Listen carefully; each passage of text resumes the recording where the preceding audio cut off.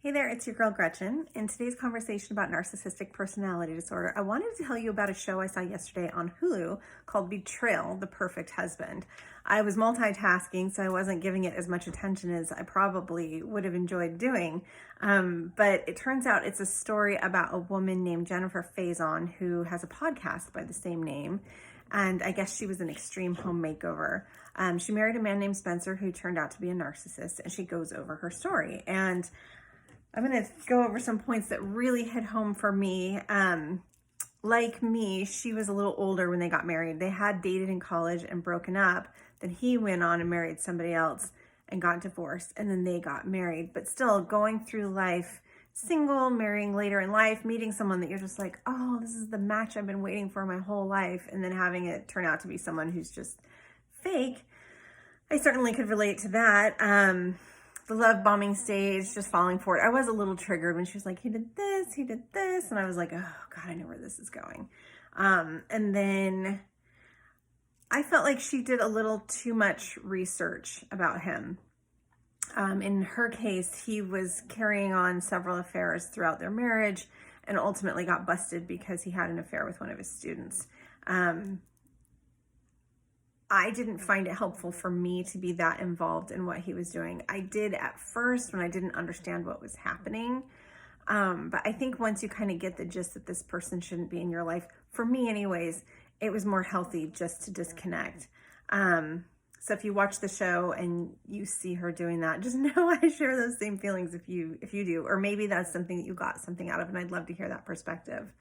And then her parents were incredibly supportive, which I really thought was cool. I didn't have that. Her parents fell for him the same way she did. They felt like he was an integral part of their family, and then they were really disappointed by the betrayal. And of course, they were very angry with him. And I wish I could have had that level of support when I was going through everything. So it really touched me that her parents said that. I wanted to share with you, though, a quote from Dr. Ramani Durvasula. I hope I'm saying that right.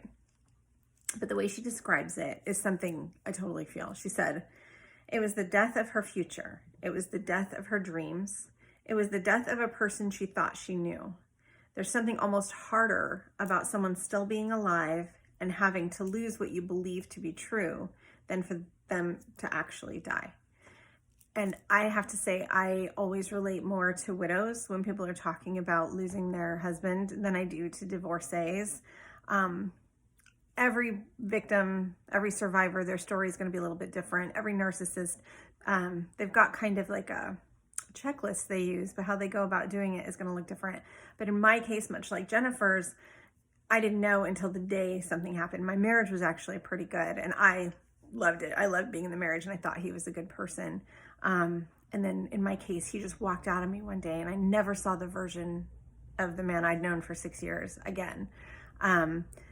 So for me, it has always processed more like a death. And it was hard for me to give myself permission to see it that way. Once I knew that everything had been fake since day one, I had a hard time allowing myself, there's so many words I could say in here, but I had a hard time allowing myself to remember the experience of being married as real. But it was for me. I was in love. I was in this marriage. I was committed to it for real.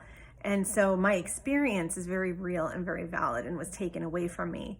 The person on the other end of that does not deserve those things, but that doesn't stop it from being real for me.